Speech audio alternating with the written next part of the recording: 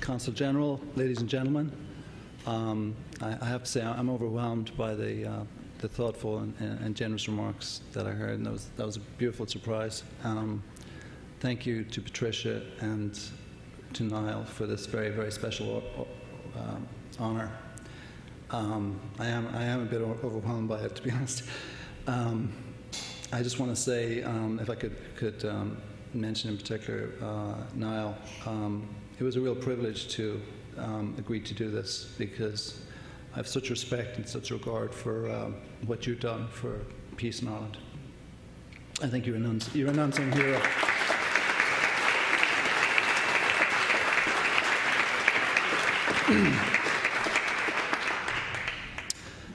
I just want to mention some special guests who are here tonight. Tina's parents came down from Maine. My mother came over from Ireland, and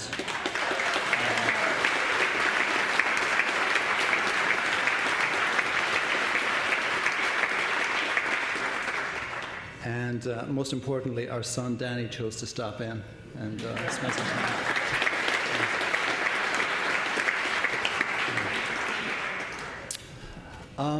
When I looked at the list of my fellow honorees tonight, I was delighted to see that while Roscommon is a very small county, while virtually every county is represented here tonight, Roscommon was the third most frequently cited by the honorees as their county of origin.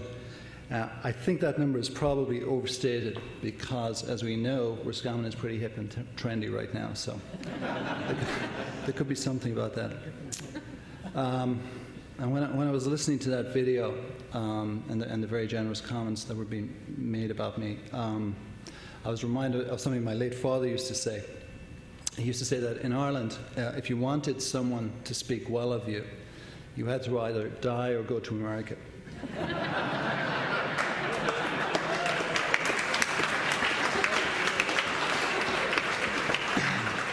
And you know, there was a lot of truth to that, because if you go back to the Ireland I grew up in 30 or 40 years ago, it was a hard place.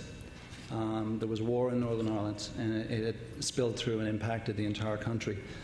The economy was a shambles, and we seemed to lurch from one industrial strike to another. It was, relatively speaking, it was a pretty poor country, and there was very limited career opportunity for those who weren't very well connected. I think as a country we had low self-confidence, and it was hardly surprising, because there was this widely held view that we'd been independent for 50 years and we'd blown it. And other than for a few acclaimed artists, there were very few examples of where Irish people or Ireland had accomplished something on the international stage, except for the immigrants. Because just about every family, especially in rural Ireland I grew up in, every family had relatives who had emigrated. And they were tremendously proud of them. They were tremendously proud of what they had gone away and done. And so many of them had done well.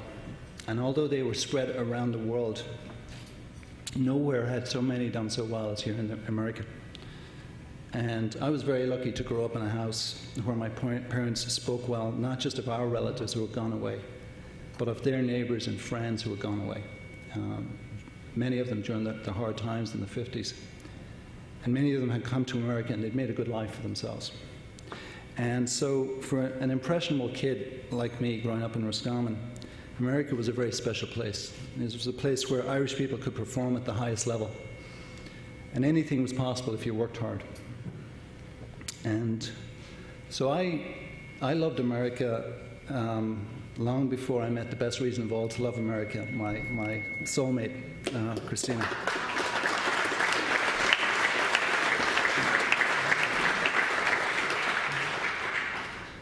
So I think Ireland has changed a lot in the last 30 years, and in my view, notwithstanding everything that we're dealing with right now in Ireland, overwhelmingly it's changed for the better. It's a much better country today than it was then. But there are a couple of things, as much as it has changed, there are a couple of things that I believe are as true today as they were back then. And the first thing I'll say, and I'll address this to my fellow honorees who are here tonight who were born here in America.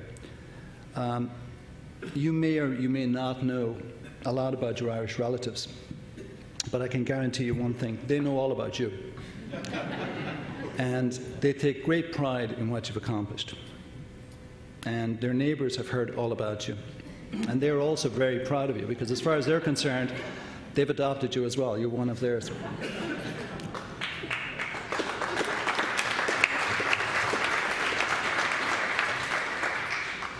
And naturally, given that this is Ireland we're talking about, they exaggerate. So, as successful as you are over here, you're actually far more successful over there. But as was the case 30 years ago, I would say people, and especially kids, young people, they're inspired by what they hear about you. The second thing that's the same as today as it was then is that Ireland needs that inspiration, and it also needs our active support. Because regardless of how the Euro saga plays out, and regardless of how long it takes for the economy of Europe to stabilise, Ireland's going to have some very tough years ahead, that's for sure. So, given that this is a Wall Street crowd, there should always be a pitch. So here's the pitch, right? So for well over 100 years, Irish Americans have made an invaluable contribution to Ireland.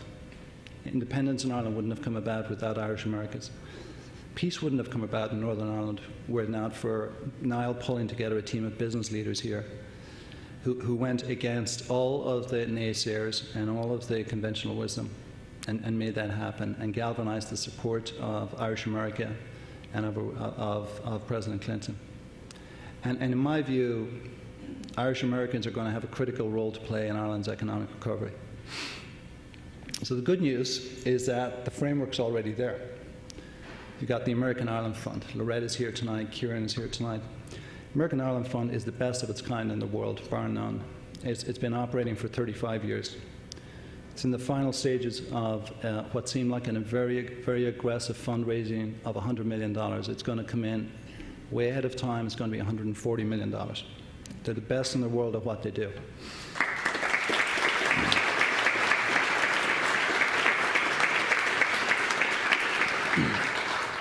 But it's not just about the money. Irish, you heard from Jim Brown tonight. Irish universities, Irish entrepreneurs, Irish companies that are trying to access the American market. They need guidance, they need advice, they need help. They're desperate to globalize and to raise themselves to the brutal standards of competitiveness they face now everywhere in the world. I know many people in this room who are incredibly generous with their time in these efforts. I'd strongly encourage the rest of you to get involved. You'd be surprised how enjoyable it is. If you want to learn more, Noel Kilkenny and his team at the consulate are plugged into all of this. And they will be great help. And in any case, Noel now has all your contacts and names and all that, so call them before they call you. Finally, it's almost 20 years since I came to New York to interview for an internship at Goldman. And I remember then how nervous I was. I remember how intimidated I was by the experience, not just coming to New York, moving to New York, but of moving to Wall Street. And I was incredibly fortunate. I found myself spending a summer working at a firm where the leadership included people with names like McNulty, Kennedy, Murphy, Ford, and O'Neill. And it was the reminder I needed that Irish people here were playing at the highest level. However, they didn't take any chances, so they had John Daly looking after me so I wouldn't mess up. For the past 20 years, I've loved working on Wall Street. And one of the things I love most about our industry is that if you walk into the lobby of any of our firms here in the city, you know by the time you get in the elevator that you're among immigrants and the children of immigrants. Because Wall Street has gone from being a bastion of privilege and exclusivity to being as close as you can find on earth to a meritocracy. What matters in our industry is that you're willing to work hard to be good at what you do and that you work well with other people. And the firms that don't get that, they fade away. So many of my friends work in our industry, and they're among the finest, most ethical, most generous people that I know. And it makes tonight very special that so many of you are here this evening. Thank you.